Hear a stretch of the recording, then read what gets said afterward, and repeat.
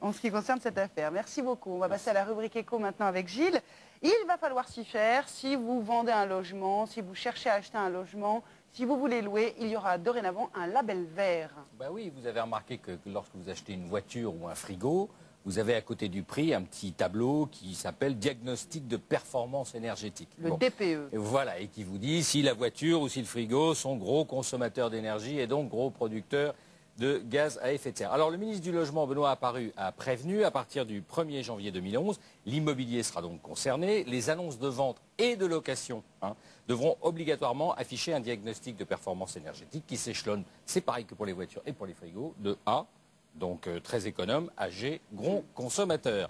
Alors pourquoi? Parce qu'il y a un chiffre qu'il faut toujours rappeler, que moi personnellement je trouve fascinant, c'est qu'en France, 42% des dépenses d'énergie sont consacrées au bâtiment. Regardez ce chiffre, et ça représente 23% des émissions de gaz à effet de serre. Donc si on veut les réduire, il faut d'abord s'attaquer à l'efficacité énergétique. C'était l'un des buts du Grenelle de réduire cette consommation d'énergie dans les logements. La mesure, elle concerne aussi bien l'ancien que le neuf, c'est-à-dire quelques 600 000 transactions d'achat ou de vente et 1 million de locations chaque année. Est-ce que je revends plus cher ce qui m'appartient si c'est un diagnostic A qu'un diagnostic C? Alors, c'est toute la question. C'est difficile, à mon avis, de le déterminer aujourd'hui. Le ministre du Logement, lui, estime que ça sera un élément de négociation déterminant quand vous allez acheter ou louer. Qu'est-ce qu'il en est vraiment? Enquête de Clémence Dibou.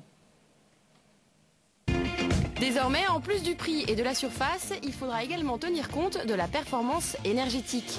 Alors nous sommes allés avec un diagnostiqueur et des agents immobiliers pour évaluer un bien mis en vente.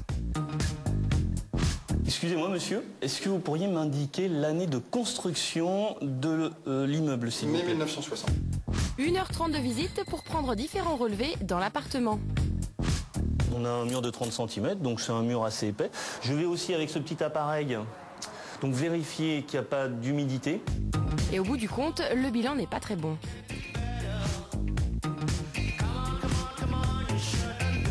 Donc on va avoir une étiquette F pour toute la partie énergie. Donc c'est un immeuble, enfin un appartement qui est quand même pas mal énergivore. La facture de chauffage compte tenu de la surface se situe aux alentours des 1250 €. 1250 € par an. Tout l'intérêt de cette étiquette, c'est d'avoir une idée de sa consommation d'énergie avant l'achat ou la location. Et les prix peuvent décupler de 250 € pour un logement écologique jusqu'à 1800 € pour les plus mal isolés. Mais que le logement soit classé A ou G, ça n'a aucune conséquence sur le prix de vente. Le diagnostic, une très mauvaise note, ça change quelque chose sur le prix de vente? Alors aujourd'hui, je pense que ça changera rien du tout. Car le problème, c'est que ce sont les vendeurs qui fixent les prix. Les acheteurs ayant peu de choix, pour l'instant, il n'y a pas d'impact sur les prix. Il y en aura peut-être plus rapidement en marché rural, là où l'équilibre offre-demande est beaucoup plus respecté qu'en région parisienne.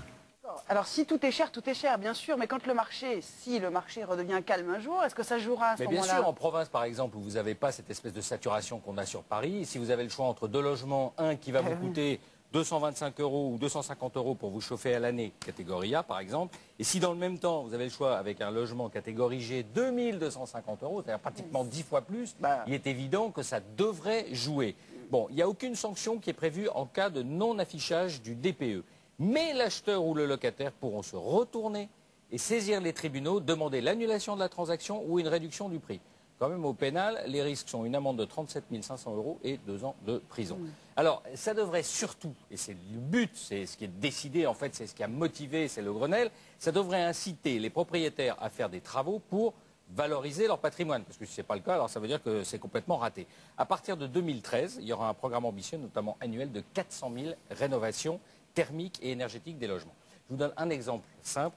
La fameuse catégorie G, celle qui est totalement énergivore, c'est 10% des logements en France. Donc il y a du boulot à faire pour reconstituer un petit peu et remettre aux normes ces logements-là. Je ne sais pas quel est votre DPE, Fabrice, mais est-ce que vous avez de l'essence dans votre jauge? Oui, j'en ai encore. Je me sers assez peu de la voiture, c'est pour ça. Voilà une bonne nouvelle. En ce qui concerne la météo, il faut voir. C'est pas peut-être... Et vérifier les freins en partant. Oui, Bonne journée, Fabrice, la météo.